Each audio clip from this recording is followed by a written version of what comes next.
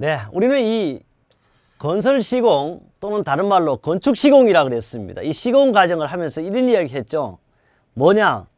실제 우리는 건설 시공 한다는 자체는요, 튼튼한 구조라 그러죠. 우리는 보통 3대 조건이 튼튼한 구조라 그러는데, 이걸 우리는 저는 안전이니까 안전한 구조라 얘기했어요. 두 번째는요, 구조 자체를 어떻게 편리성이 있어야 돼요. 편리하게 만들어야 돼요. 우리 사람 사는데 편리하게 만들어야 되고, 마지막에 뭐라 그랬어요? 미가 있어야 된다. 집을 지어놓으면 아름다워야 되겠죠. 이런 3대 만족 조건이 있는데, 우리에게 문제 기초공사에서도 마찬가지입니다. 기초공사에는 기초와 지정을 얘기했잖아요. 당연히 지정 위에가 바로 기초예요. 기초의 바탕이 되고, 기초가 우리는 밑바탕 슬라브가 되는 거죠. 그래서 밑창 콘크리트 지정이니 말뚝 지정, 그 위에 이제 기초가 되고, 기초 위에 이제 건물이 형성인데, 우리 옛날 건물은 오로지 지상에만 생각했잖아요. 지금은 어떻게? 지하 건물이 있잖아요. 한번 보도록 하겠습니다. 1번입니다. 말뚝박기예요. 말뚝박기에 관한 설명 중 부적당한 것은 그랬어요. 저는 이제 답이 보이는데요. 말뚝은 주황으로부터 받기 시작하고 점차 주위를 한다. 반대가 되죠. 말뚝은 어떻게?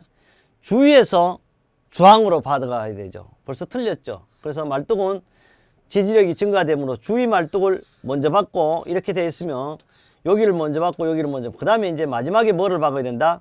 주황을 박는 거다. 세매는 그냥 뭐예요? 해머를 말하는 거예요. 해머. 세머, 손 달고. 물론 이 세매라는 말은요, 항타기에 틀어뜨린 것도 세매가 되겠고, 우리 손 달고는 대개 뭐라 그럽니까? 한마, 그걸 세 달고라 그러죠. 손 달고죠. 2m 내외 짧은 나무 말뚝을 박는 데 주로 사용하고요. 떨공기의 무게는 보통 나무 말뚝 2, 3배 정도이다. 떨공기 낙하 높이는 1, 2m 정도. 그래야만이 힘의 타격을 가할 수 있습니다. 그 다음에요, 잡석 지적입니다. 우리는 이제 여기 있다면, 여기죠. 이제 이 잡석 지정을 하는 거죠. 잡석 지정은 다짐은, 다짐봉, 다짐봉이라고 이제 말을 그런 이제 확실하게 위해 달고로. 그 두드러서 해야 되는 거죠. 두 번째는 뭐라고? 견고한 자갈층에도 잡석 지정을 한다 그러는데, 견고한 그 지층의 잡석 지정, 집안의 진해력을 어떻게 돼요? 바로 감소시키죠. 이런 것이 문제입니다. 그래서 제가 그랬죠. 시공이라는 것은 정말 시공에 대한 문제가 아니고, 깊이가 없고요. 이렇게 말해, 깊이가 없고, 이게 항상 인간공학에서 이제 깊이가 없어요. 넓이만 잔뜩 있는 것이 바로 시공학이다. 이렇게 생각합니다. 그리고 시공학이 상당히 전공한 분에게는 쉽다고 생각하지만 말도 안 되는 문제가 있을 수 있고요. 오히려 전공하지 않는 분이 더 쉽게 잘 맞을 수 있는 문제가 바로 시공학입니다. 그 다음에 잡석의 폭은 기초의 폭보다 넓어야 되겠죠. 당연히.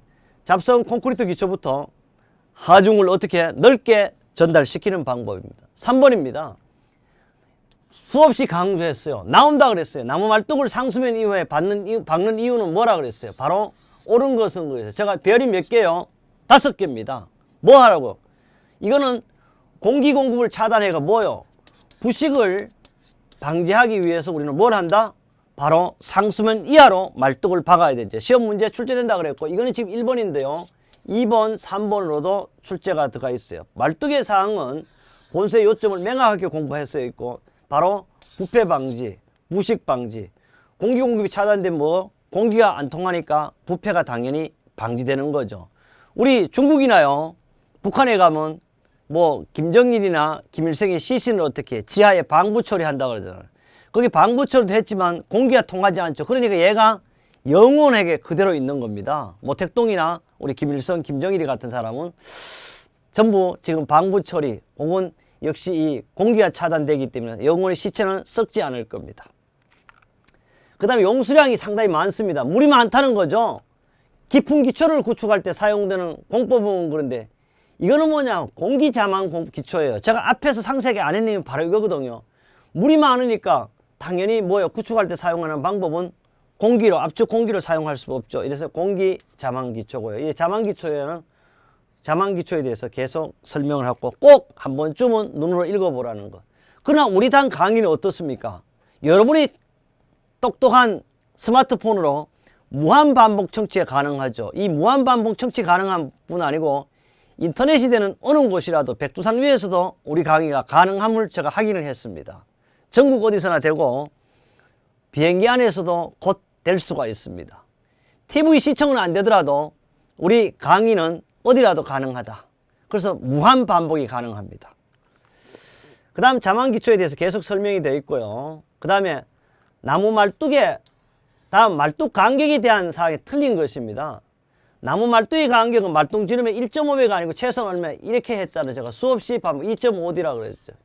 2.5D나 60cm 정도 되는데 그러나 이 둘 중에 선택할 때는 계산했을 때 큰 쪽을 선택한다 그랬죠. 답이 벌써 틀렸죠. 그리고 기성 콘크리트 말뚝 간격은 주로 75cm 이상으로 한다는 거. 기초판 끝의 나무 말뚝은 1.5배 맞고 1.25가 맞고요. 기초판 끝 기성 콘크리트 간격은 37.5cm 하고 요거는 또 산업안전보건기준에도 명시가 되어 있습니다. 특히 건설안전기술은 거의 다 산업안전보건기준에 관한 규칙이 다 나오고 있습니다.